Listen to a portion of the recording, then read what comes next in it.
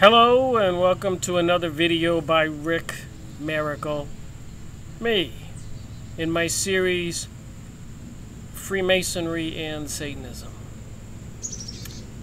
Again I say, Lordy, the things I find out. Been continuing my research on WTH, what the heck is going on? And if you watch the YouTube videos, a lot of them are talking about 911 being an inside job, which seems to be the case. Even Richard Dolan, the guy who's into aliens and UFOs, and the government cover-up on that issue, recently did a video on 911. He's got a PhD, and clearly shows that the government's explanation is far from the truth. So who would plan for half a year or a year to pull off 911, and why? Well, there are a couple answers. Aaron Russo, the well-known movie producer, said in a video that he made, I've been watching, that 11 months prior to 911, Nicholas Rockefeller befriended him and let him know that something big was going to happen, like a Pearl Harbor, and that event would be used to invade Afghanistan, Iraq, and the entire Middle East, and set up numerous military bases 11 months prior to 911. And then, even 3 or 4 years prior to that, the Project for a New American Century by William Crystal and Kagan, involving the Bush family and many other names we all know, Donald Rumsfeld. They were all signers on this document, the Project for a New American Century, calling for a false flag and the invasion of all the Middle East countries, ousting the presidents, taking over the oil fields. All this clear evidence that all of this was planned.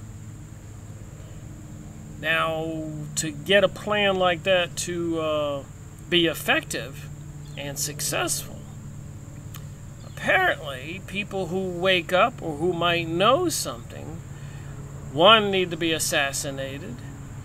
Number two, they hate these people who are their enemies, opposing their globalist world order. They need to be tortured in a sinister, inhuman way. And three, they can be mind controlled, and there's all kinds of techniques and black government projects, secret laboratories, using psychologists and doctors and scientists, testing drugs on us, and the flicker rate on your TV, and electromagnetic radiations like microwaves. I think the Russians started that in the early 1900s by beaming a microwave beam at the U.S. Embassy in Moscow, and they blasted microwaves. Blast, blast, blast, blast. And they called it the woodpecker, and it was causing the U.S. Embassy's employees to get very ill, nosebleeds, ear bleeds, sick, dying, cancer.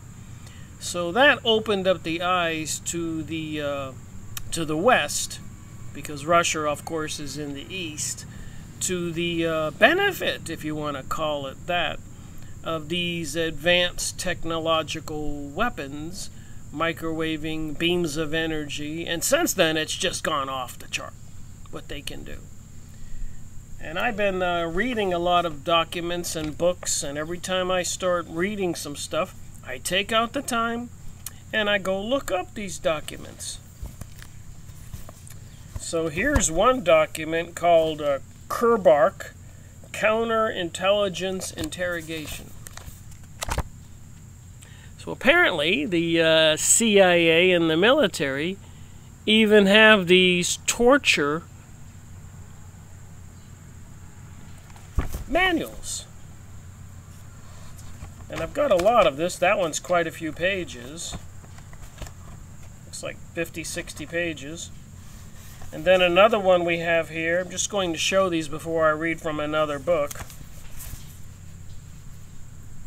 What you need to know about the violent animals of MS-13.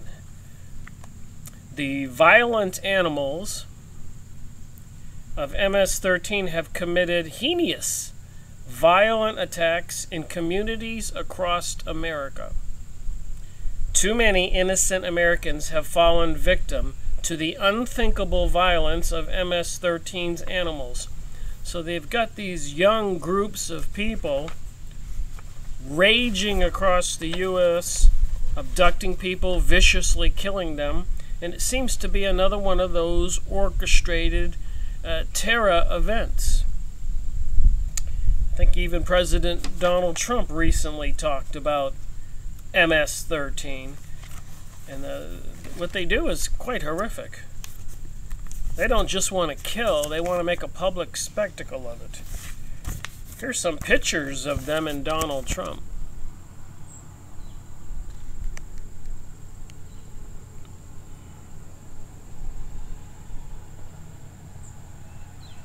Please look up these documents. What is MS-13, the violent gang Trump vowed to target? So we all know there's been a war on terror, which obviously to me is a fabricated situation like the Cold War. So they need to keep us all in fear. And there's some comments here. I'm going to probably make a message video or a separate video on these topics. Operation Mockingbird. Operation Mockingbird was an alleged large-scale program in the United States Central Intelligence Agency, CIA, that began in the early 1950s and attempted to manipulate news media for propaganda purposes. It funded student and cultural organizations and magazines as front organizations. The purpose of this video is not to go over all these documents, but you can bet I will. Just want you to know these documents exist. Another one I have here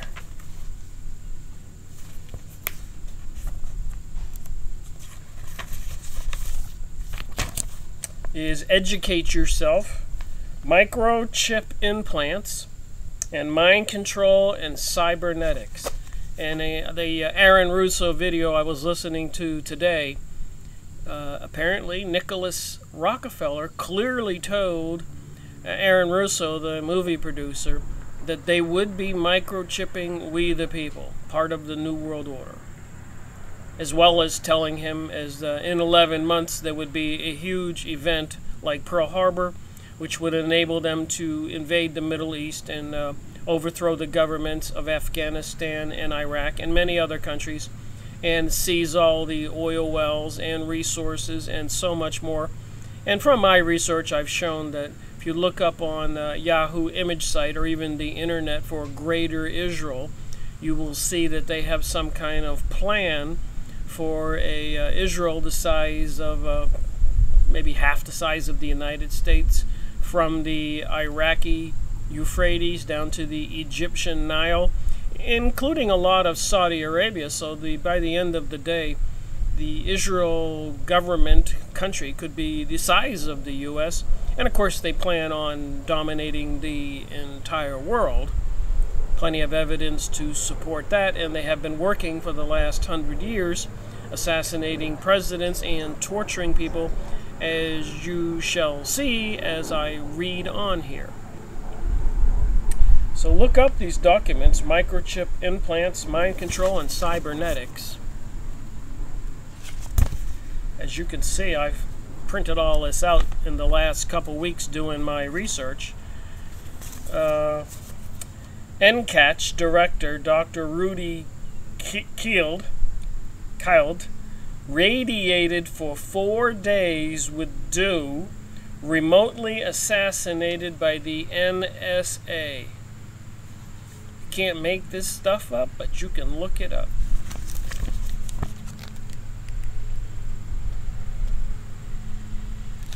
I've been reading all these things. So anyways, she was part of the intelligence community, even working for the United Nations and other organizations, medical health. And she came out and had a lot of speeches. You can go watch some of her videos.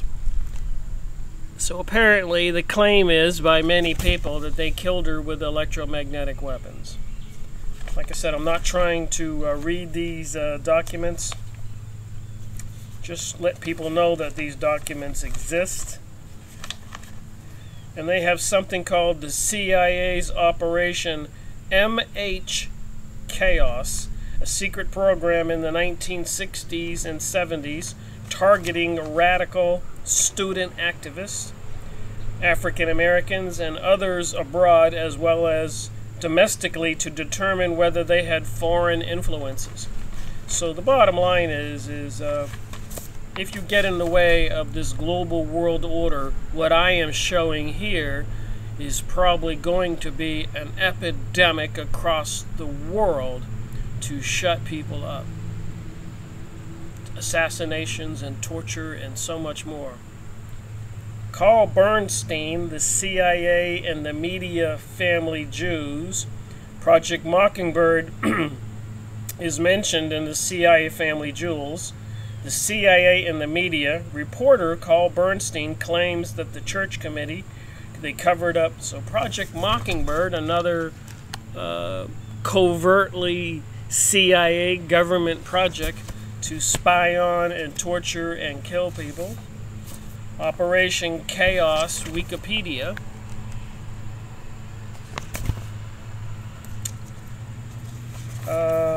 MK Ultra. Like I said, this video is not to go over all this, but I will in detail. MK Ultra, you can look all this stuff up. So I just wanted to show that these programs are out there, and you can see here I've been reading this stuff. There's just so much when you get really into this research. Let me see what else I got here.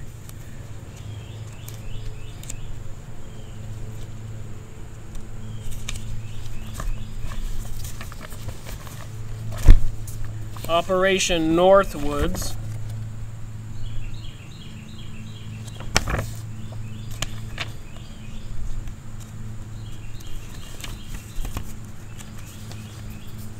All kinds of classified documents here. Unclassified now. Operation Northwoods. Easily obtainable information. Quick searches with these names on the internet. Brain-to-brain interfaces. I keep talking about the beast computer, artificial intelligence, electromagnetic radiations, and mind control, and so much more. The documents are out there. Brain-to-brain interfaces, computer-to-brain interfaces. We are in for some strange times, let me tell you. So this is quite a bit of information here.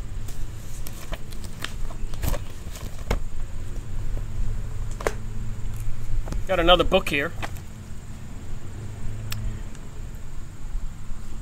The Search for the Manchurian Candidate. Can they mind control people? The CIA and Mind Control. You can go get these books. The Secret History of Behavioral Sciences. And then I got another program here called COINTELPRO. All these secret mind control torture programs. COINTELPRO.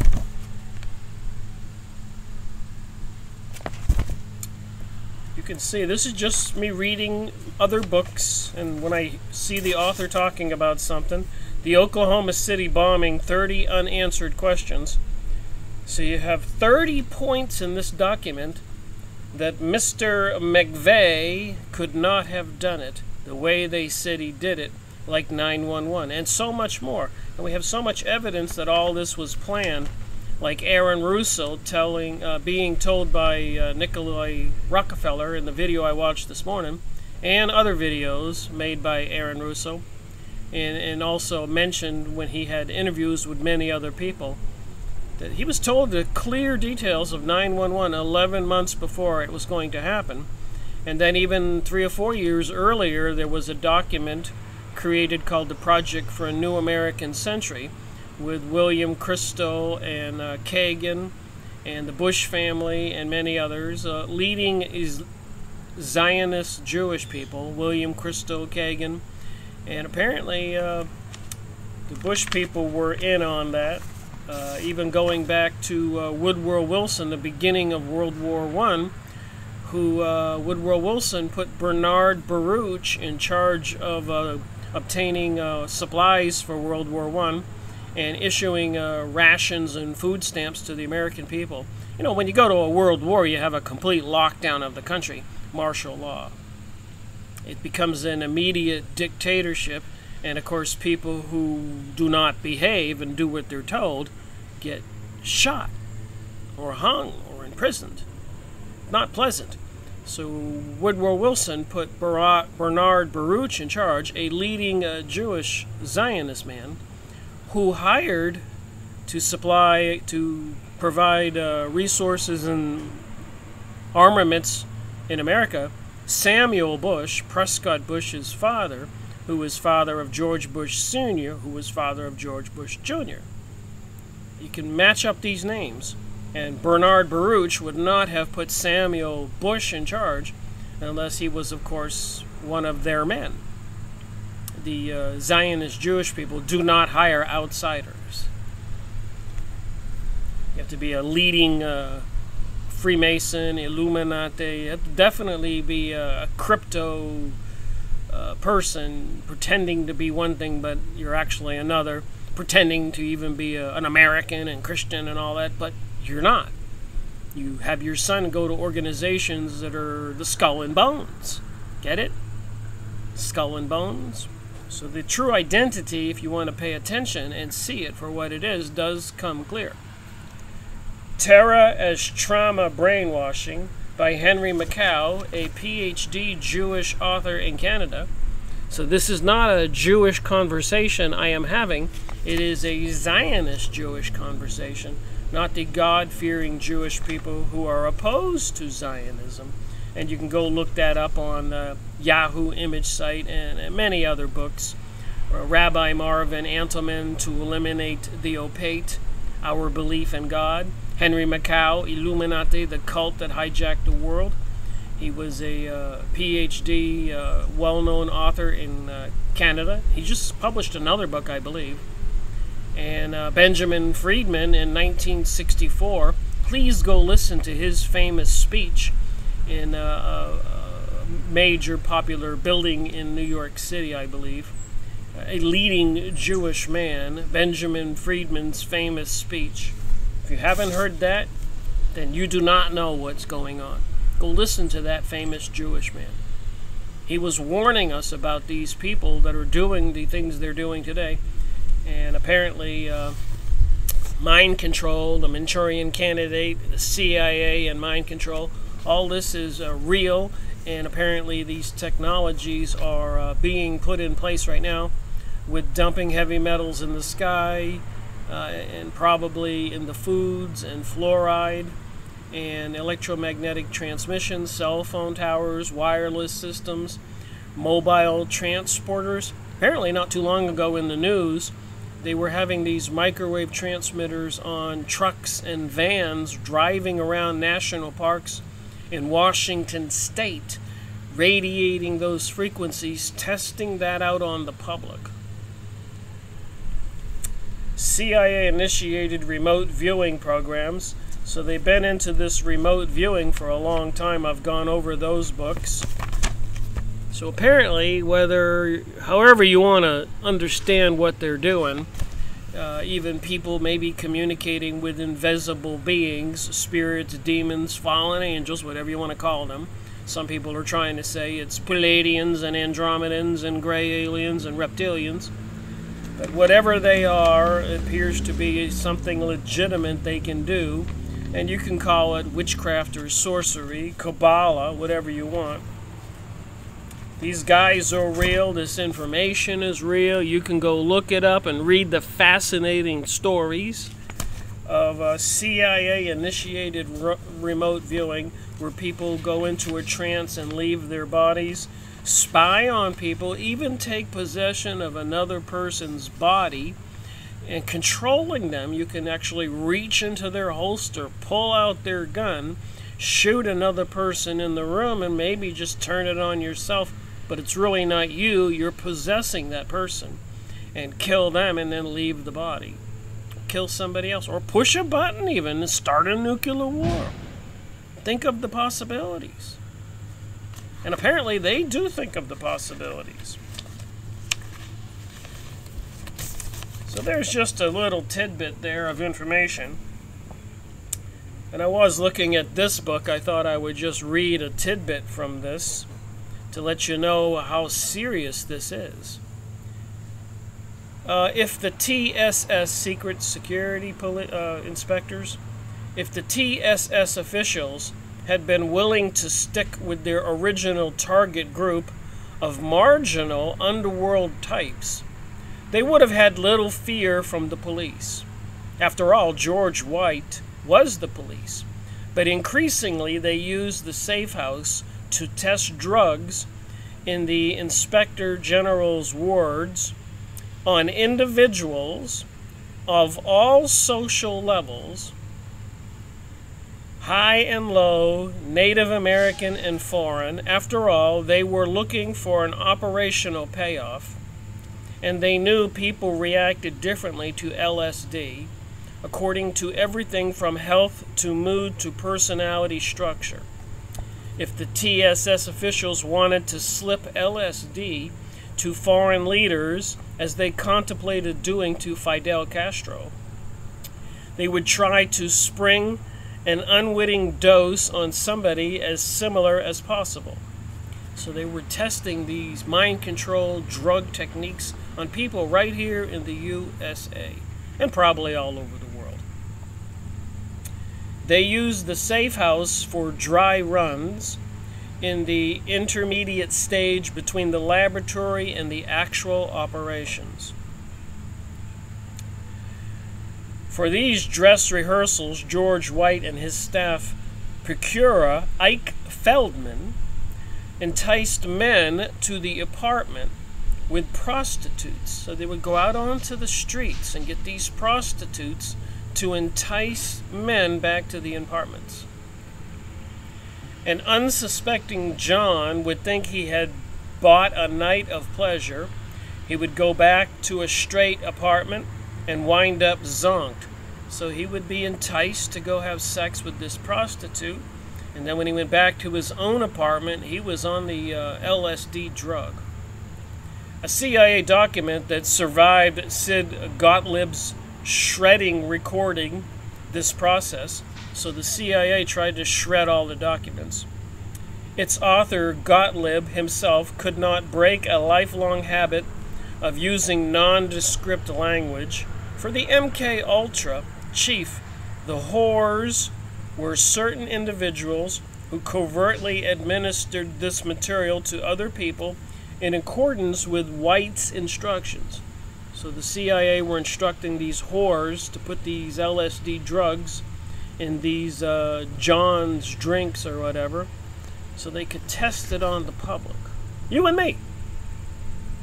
White normally paid the women $100 in agency funds for their night's work, and Gottlieb's prose reached new bureaucratic heights as he explained why the prostitutes did not sign for the money. So there you have it, MK Ultra, and testing drugs on we the people back in the 60s and 70s. You can get these books. I'll probably be reading this and making a video. But in any event, today's video that I wanted to talk about is this book.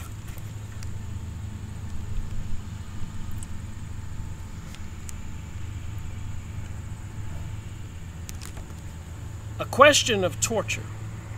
CIA Interrogation from the Cold War to the War on Terror, Alfred W. McCoy.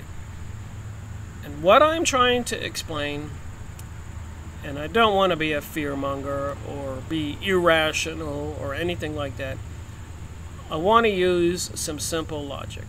It looks to me like they're planning some event to bring about a global world order. It looks to me like there'll be a lot of people who are aware of what's going on and try to resist. And I'm seeing all these technologies they have, even with the electromagnetic systems they're bringing online, 5G, and all kinds of transmitters on telephone poles. Apparently you can control the direction and the beaming, and we're all tagged and targeted. They know by our cell phone ID and other things we have. They've even invaded our homes with smart TVs and iPads and even refrigerators that are computerized, our vehicles and facial recognition. There was even an article I saw this morning where the Orlando police, I got it in my email actually, from the Orlando police, Orlando, Florida, I used to live down there, that they were going to continue with the facial recognition program and be installing many more cameras and systems. So this whole apparatus of spying on all of us and documenting who we are, cataloging us, meta-tagging us, is continuing and has a purpose. And again, when you talk about some of the things they can do and have tested, the technologies that I'm going to read about, it becomes seriously concerning that people need to wake up. So as you are aware, I can't read everything. So I pick a place after I've been reading the book for a while and share and throw in my 2 cents. So you can go find this book, A Question of Torture, CIA Interrogation from the Cold War to the War on Terror. And I believe the War on Terror is just as fake as the Cold War, because for the last 100 to 200 years, there have been intense effort to bring us this New World Order, and I've gone over plenty of evidence to show that, including the recent coin with President Donald Trump's head on it, overlaid King Cyrus's head, who helped the Zionist Jewish people rebuild King Solomon's temple over 1,000 years ago. So this has all been for fulfilling some kind of sinister biblical prophecy. I do not believe it has anything to do with Jesus or the Father of Jesus, God, or however you want to think about it. These are some sinister people who are practicing the Kabbalah, sorcery, witchcraft on a scale that most people can't fathom, and they're capable of horrendous activities. So it seems, and these are the people, as the FCC spokesman said in a video I just showed, that nobody is going to interfere with the installation of these technological systems. He said clearly there'll be no testing and no interference, and it's going to provide billions, I think he said something like 7 or 8 billions of profits for these corporate elites. And if you know anything about fascism, fascism is when the government and the corporations work together against we the people. And fascist systems, government and corporations, have been destroyed before, but apparently they're in complete control right now. And I believe, as Tex Mars showed us, the people behind these corporations and the money, of course, is the Jewish Illuminati banking elite families, some kind of bloodline. Some people like David Icke are associating them with reptilian beings and other occult matters involving some kind of demons that look like gray aliens. So what are we to think? Well, reading the book, I suppose you have to start somewhere. This information is too bizarre. I've been reading this for a couple days. Since the start of the war on terror, the intelligence community led by the CIA has revived the use of torture, making it Washington's weapon of choice. In effect, the development of the agency's techniques at the height of the Cold War, another fabricated event, through a confused, even chaotic process, created a covert interrogation capacity that the White House could deploy at times of extraordinary crisis, whether in South Vietnam in 1968 or in Iraq in 2003. So if history does repeat itself, and it does look like they're trying to bring us a global world order and some kind of a shocking event to be able to put the people in a state of shock and fear, bewilderment, so they can start to execute their plans for a global world order, I suspect the people who are aware and awake will be the targets of the things I'm talking about. And I don't think they torture just to get answers out of people. I think that they just hate people who are awake and aware, or Christian, and or a threat to their global world order. And they seem to be serious psychopathic freaks, mentally ill.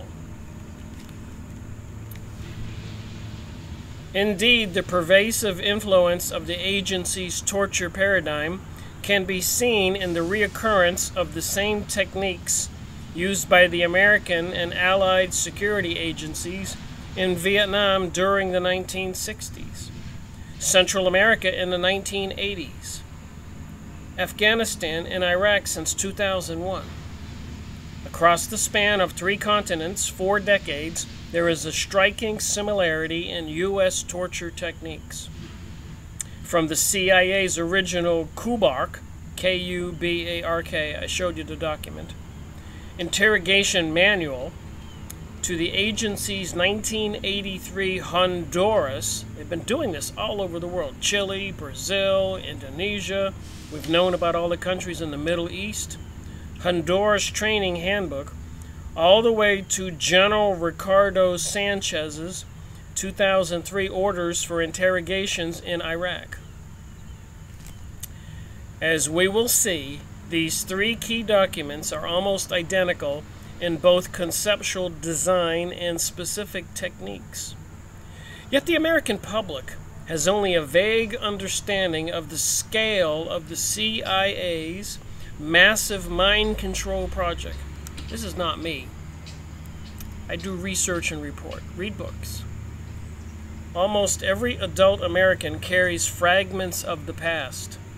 LSD drug experiments, the Vietnam Phoenix program, and of course the Abu Ghraib photographs, a prison complex in Cuba. But few are willing to fit these fragments together.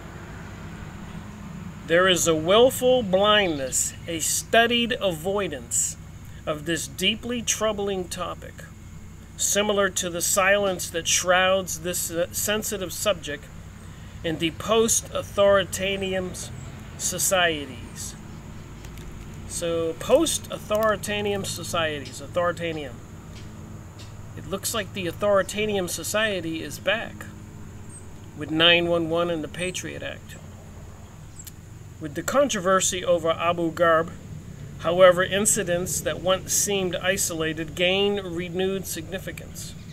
They form a clear mosaic of a clandestine agency manipulating its government and deceiving its citizens to propagate a new form of torture throughout the Third World. And by the way, if you think this kind of research is pleasant, think again. I had this belief before I started my research of America that was totally not in agreement with all the things I've been researching. It is a shocking awakening. And to realize there are outside forces controlling our government and our politicians and our very livelihoods and our future as well as our past.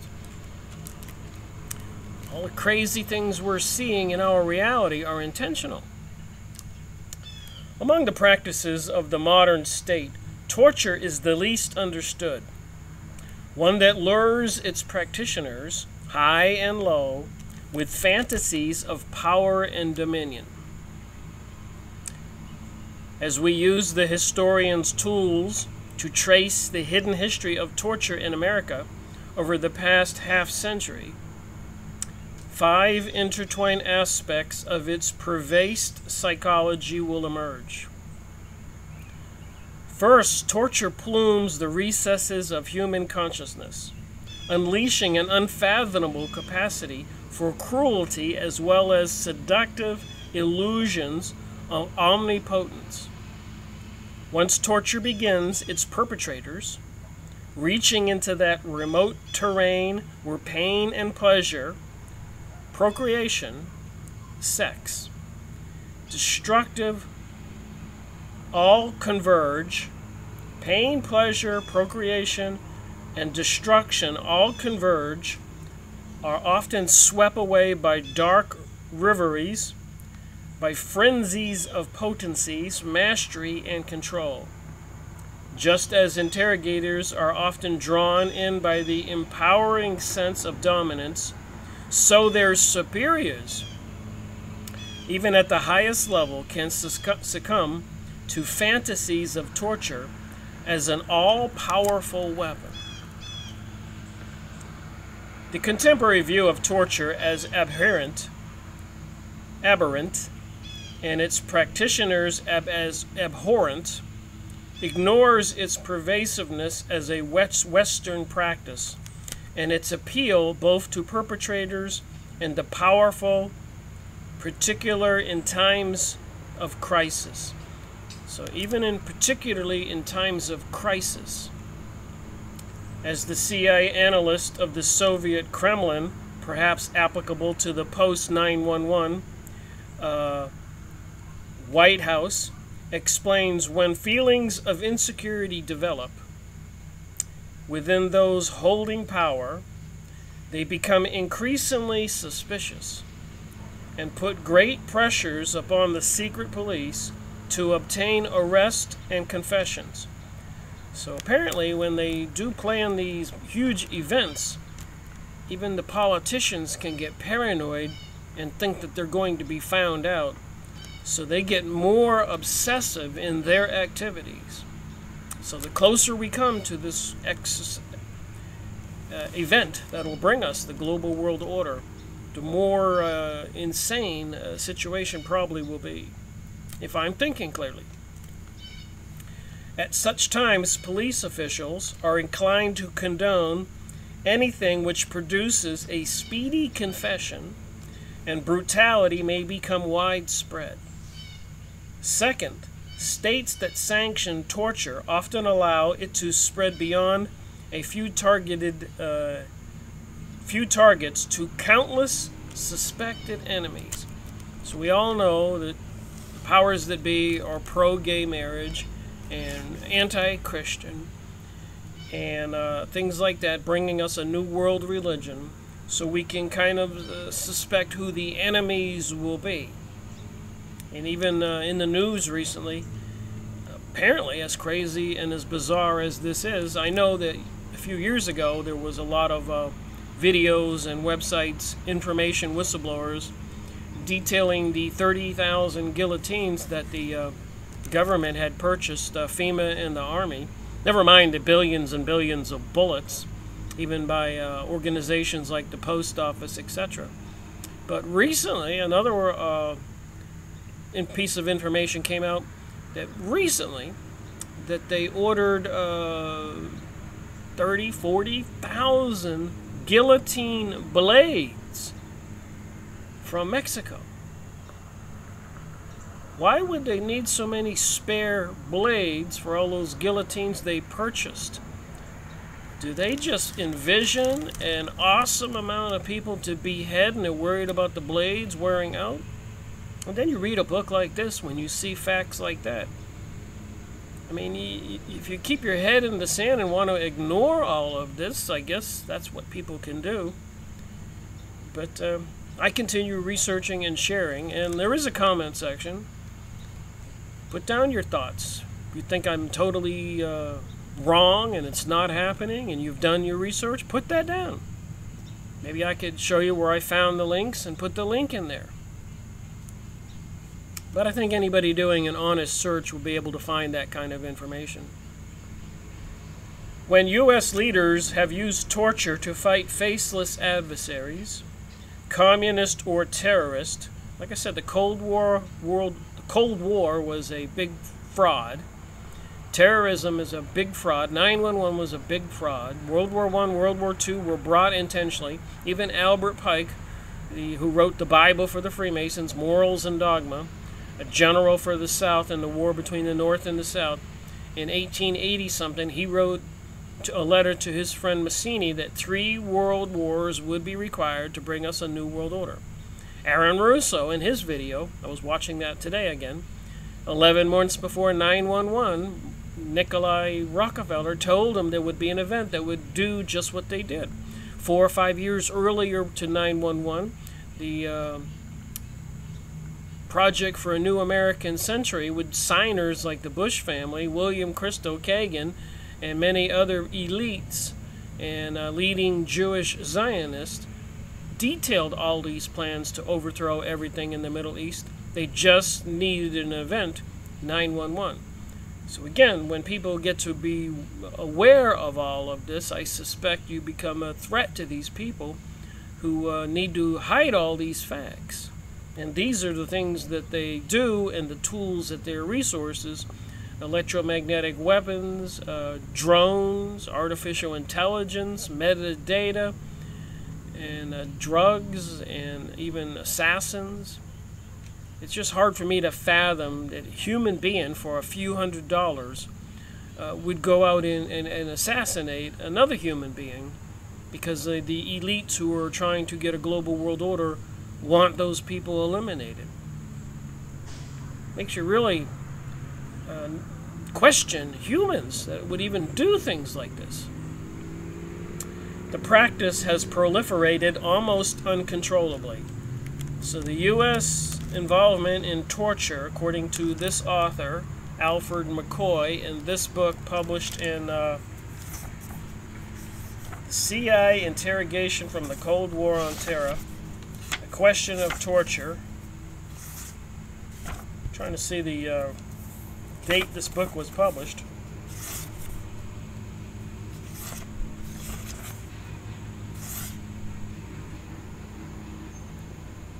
(2006).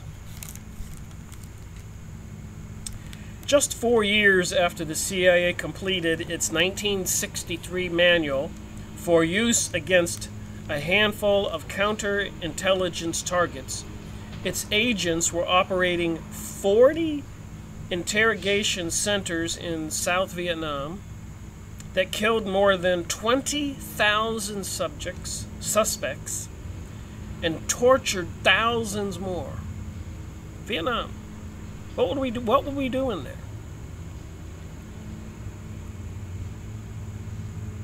That's another story for another day.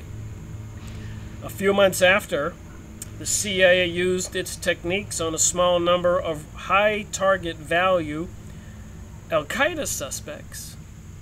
The practice spread to the interrogation of hundreds of Afghans and thousands of Iraqis. So apparently they're after the Vietnamese, the Afghans, Iraqis, and as we all know, many other peoples in many countries all over the world.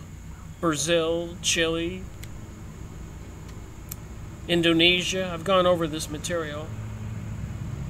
Modern states using torture, even in a very limited way, run the risk of becoming increasingly indiscriminate in its application. Third, torture offers such a persuasive appearance of efficient information extraction that its perpetrators remain wedded to its use. And that's a falsity too. Can you imagine being tortured, whatever, having your limbs cut off or your eyes pulled out, how fast would you tell them whatever they want to hear? You'd tell them anything they wanted to hear to have them stop.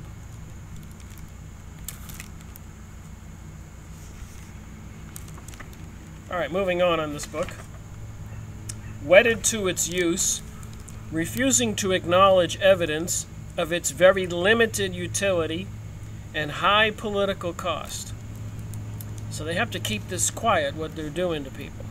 And we've all seen some of the headlines in the news about them being caught doing some ridiculous things with prisoners in Cuba and waterboarding, etc. In any society, medieval or modern, rulers emboldened by the knowledge that their breath can draw blood from unseen victims suffer an inflation of ego that clouds an appreciation of the torture's drawbacks. At least twice during the Cold War, the CIA's torture training contributed to destabilization and delegitimize of key American allies, President Ferdinand Marcos of the Philippines and the Shah of Shahs in Iran, yet the agency could not see that its doctrines were destroying the very regimes it was designed to defend. As its most troubling legacy, the CIA's psychological method, with its scientific patina and avoidance of obvious physical brutality, has created a pretext for the preservation of torture as an acceptable practice within the intelligence community. Fourth, even when exposed by public scrutiny, torturers arouse such fear and fascinations, attraction and revulsion that they are rarely prosecuted for their crimes. While they walk free among us, empowered, threatening, and even, dare we say, erotically enticing, we are simultaneously fearful and fascinated. Yet when they are brought down, ousted, if not jailed, we turn on them, scornful, even mocking. Amid such public ambiguity, torturers elude justice in many ways numerous and to outsiders mysterious, negotiating democratic transitions in weak states and manipulating governments, structures and strong ones through a process political science called impunity. Operating with impunity. They can do whatever they want.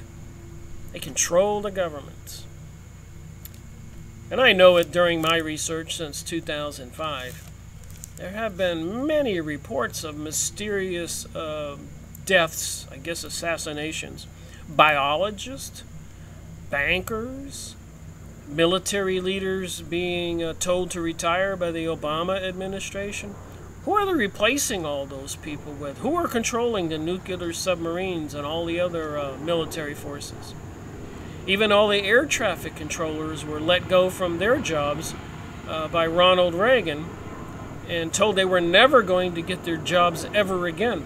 I suspect that was all planned because that was at the beginning of the sky spraying programs. You couldn't get all those people to go along.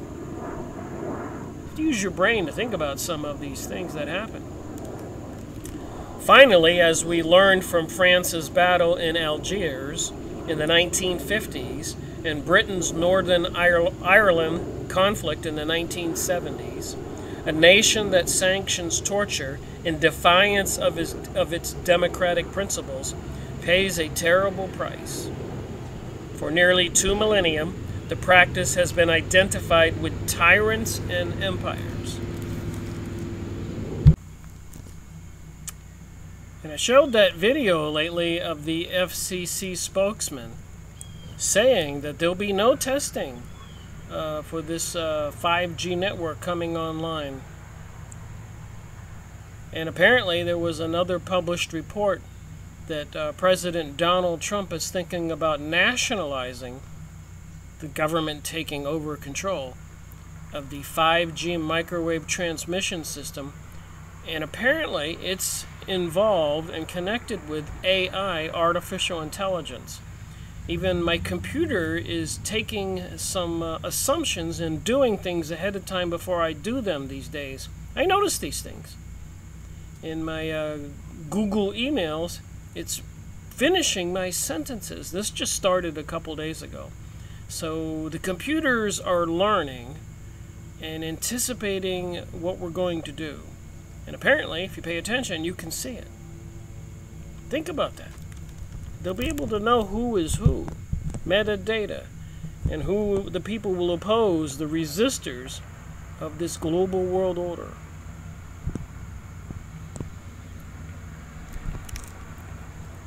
For the past 2 centuries, page 14, its repudiation has been synonymous with the humanist ideals of the Enlightenment and democracy. When any modern state tortures even a few victims, the stigma compromises its majesty and corrupts its integrity. And if people can't see that the politicians are deceiving us and playing games, even with that recent debate on TV with that gentleman, they're trying to get elected to the Supreme Court. It's all bizarre if you think about it. But everybody is glued like a drama. Corrupts its integrity. Its officials must spin an ever more complex web of lies that in the end weakens the bonds of trust and the rule of law that are the sine qua non of a democracy. And beyond its borders, allies and enemies turn away in collective revulsion. Under the pressures of the Cold War, Washington ignored many of the humanitarian precepts whose validity had been demonstrated so undeniably during its fight against fascism in World War II. So the fascists were the enemy in World War II, and anybody can see that the corporations are in league with the governments now, so the fascists control America today.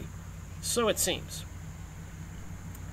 Yet even as it prepared to compromise these principles, the United States became a forceful, if fleeting, advocate for international human rights. Indeed, the meeting in New York in 1948, delegates to the United Nations, led by the former First Lady Eleanor Roosevelt, adopted the Universal Declaration of Human Rights, the foundation for all later UN humanitarian conventions. Among its many idealistic provisions, this covenant specified in Article 5 that no one shall be subjected to torture or to cruel, inhuman, or degrading treatment. But the Declaration provided few specifics and no mechanism for enforcement. Just a year later, the United States also ratified Geneva Convention 3 relative to the treatment of prisoners of war, with a strong prohibition against torture. Article 13 states that prisoners of war must at all times be humanely treated, while Article 87 bars corporal punishment, imprisonment in premises without daylight, and in general any form of torture or cruelty. Article 89 offers an ambiguous ban on harsh treatment. In no case shall disciplinary punishments be inhuman, brutal, or dangerous to the health of prisoners of war. Similarly, under the Geneva Convention 4, relative to the protection of the civilian persons in time of war, the United States accepted the broad language of Article 31. No physical or moral coercion shall be exercised to obtain information from them or from third parties. The United States had thus committed itself to a new, strict standard for the human rights, whether in war or peace. By the mid-1950s, the confluence of pressures, legislation, and clandestine led Washington to suspend its support for these humanitarian principles. For American conservatives, the founding of the United Nations had raised the threatening specter of world government. Isn't that crazy? They're all saying we're getting a global world order, even the Pope, all the leaders, things that years ago they were saying would never happen. Inspired a movement in Congress for the Bricker Amendment that would limit executive authority over foreign affairs. A threat the Eisenhower administration defeated by reducing its backing for human rights at the UN. And I've gone over that material, the Morgenthau Plan, that after Germany surrendered after World War II, where there were 1 million, maybe 2 million soldiers and other people in captive and in prisons, they decided with the Morgenthau Plan, President Eisenhower's administration, to dispose of those humans. I'll be going over that book I have. And there's plenty of information you can look up to verify all this, the Morgenthau Plan.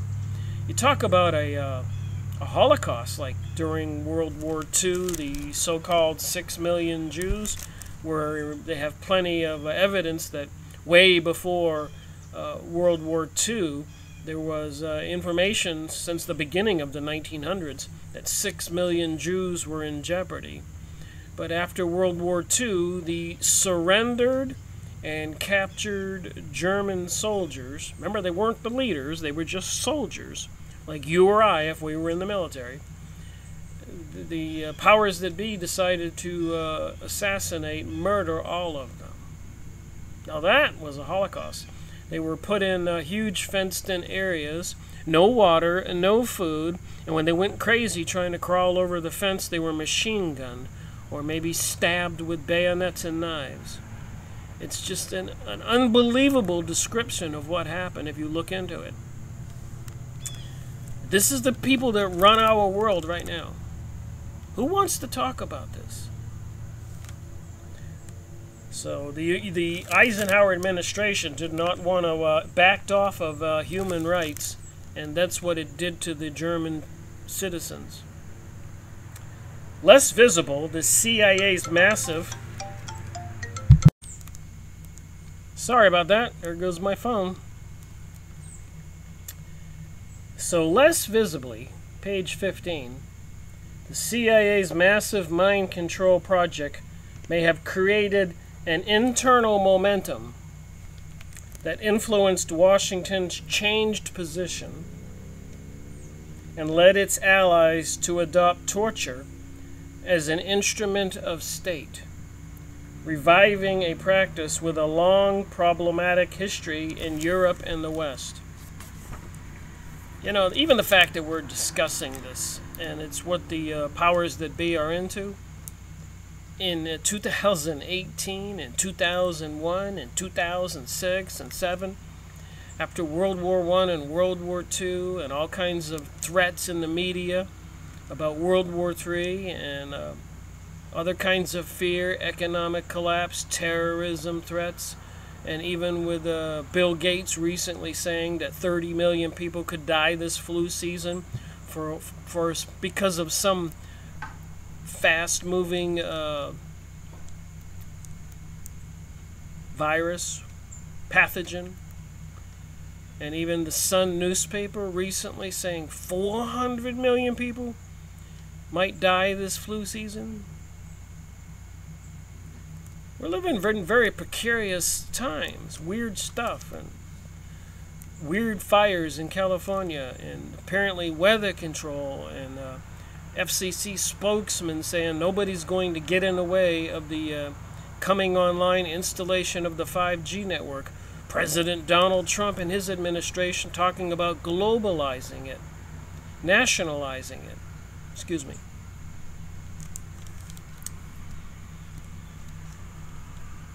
Through its use in judicial interrogation, torture has played a central role in European law for more than 2,000 years. While ancient Athens had limited torture to extraction of evidence from slaves, Imperial Rome extended the practice to freemen for both proof and punishment by quisito, torture. We are to understand the torment and suffering of the body in order to elicit the truth, wrote the imperial jurist Eulpine in the 3rd century A.D. But he also recognized that torture was a delicate, dangerous, and deceptive thing, often yielding problematic evidence. For many persons have such strength of body and soul that they heed pain with very little, so that there is no means of obtaining the truth from them. He explained, while others are so susceptible to pain that they would tell any lie rather than to suffer it. So Christianity these days seems to be the bad word. A lot of anti-Christian propaganda calling them haters. People are opposed to the transgenderism, gay agenda. But listen to this. With the rise of Christian Europe, the use of torture in courts of law faded for several centuries. So with the rise of Christianity, torture went away for centuries. Torture was antithetic, anti-religious to Christ's teachings, and so in 866, Pope Nicholas I banned the practice of torture. Wow, great for Christianity. Now that Christianity is being treated poorly, discredited, denied, they're bringing back these ancient, insidious things called torture in horrific ways and advancing their technologies. But after a church council abolished trial by ordeal in 1215, European civil courts revived Roman law with its reliance on torture to obtain confessions, an approach that persisted for the next 5 centuries. With the parallel rise of the Inquisition, church interrogators also used torture for both confessions and punishment, a procedure that was formalized under Pope Innocent IV, 1252. So much for being an innocent pope. By the 14th century, the Italian Inquisition used the strappado to suspend a victim by ropes in 5 degrees of escalating duration and severity. So they had this device that they could suspend a human by ropes. The way I understand it is then they would tie blocks to your feet. 1 block, 2 blocks, 3 stones, 4 stones. Can you imagine? So maybe your leg just popped off. Your arms got pulled out of their sockets. A scale preserved by modern memory in the phase, the 3rd degree. So that's where the word the 3rd degree came from, to mean harsh police questioning. The impact of judicial torture on European culture went far beyond the dungeon, coinciding with a subtle shift in theological emphasis from the life of Jesus to the death of Christ. A change reflected in the artistic representations, both in painting and sculpture, of his body being scourged, tortured, and crucified. From limited details of Christ's agonies in the Gospel, medieval artists, in the words of one scholar, approximated these grisly violations with an unerring eye for forensic pathology creating an image of the pain inflicted on his battered body that mimed and may have legitimated the increasingly gruesome legal spectacle of torture and public execution. It's some sick people back in ancient times, don't you think? The Dark Ages, the Middle Ages. Later in the 16th and 17th centuries, the absolute regimes elaborated on this embrace of torture. Military torture was prodigious, wrote Alex Meller of the 16th century states. Religious torture was regularized, and judicial torture was enriched daily by new varieties. Wow, so the 17th century, the 1600s and 1500s, they had new varieties of torture. I bet they're nothing to what they have now. By the 18th century, evaluation of evidence on its merits replaced forced confessions. For several centuries, there had been a growing disquiet among continental jurists about the accuracy of evidence extracted by torture. Again, most people will succumb to the torture and tell them anything they want to know just so the torture will stop. Don't you agree? As one 16th century criminal handbook observed, those tortured often succumb to the pain and torment and confess things that they never did. Indeed, the burgomaster of Bamberg, Germany, Johannes Julius, wrote his daughter from the dungeon where he awaited execution for witchcraft. It's all falsehood and invention, so help me God. He wrote this to his daughter. They never cease to torture until one says something. A slow shift away from these medieval blood sanctions in the 17th century to a lesser penal servitude akin to the modern imprisonment laid the foundation for torture's abolition.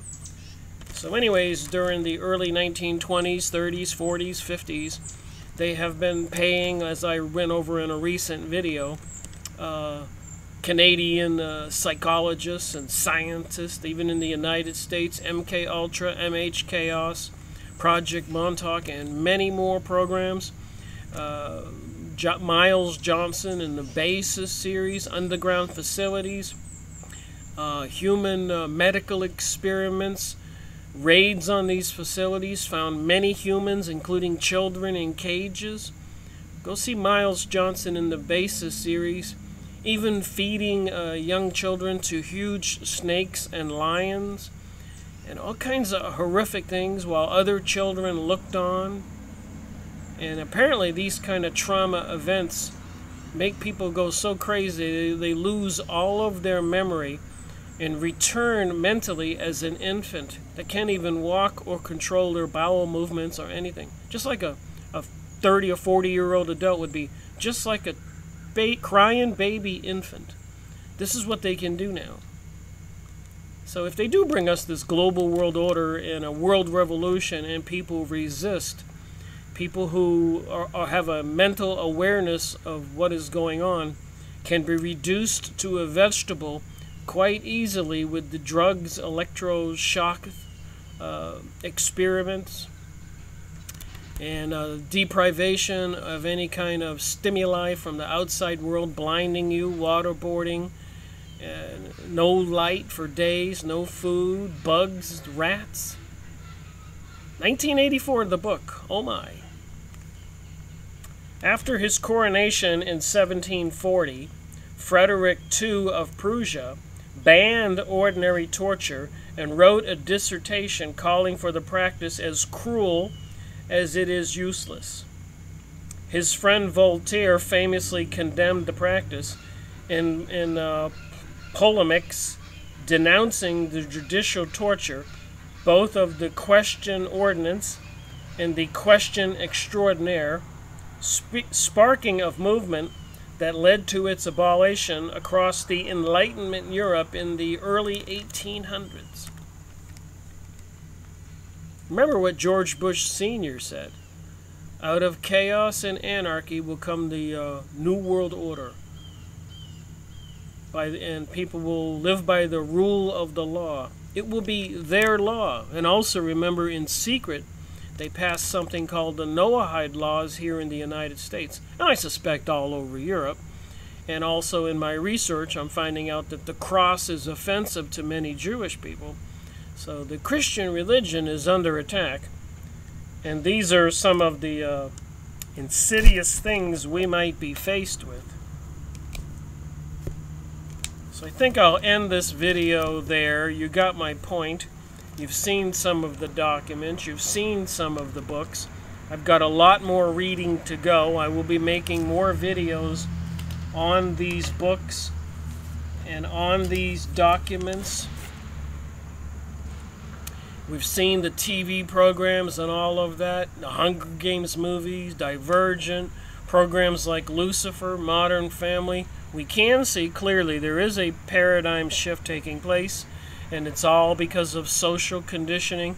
And the people who cannot be programmed, the 15% of the people that are awake, might be in serious danger. And they have a lot of these techniques and manuals on what to do with people who are resistors. Usually they just disappear.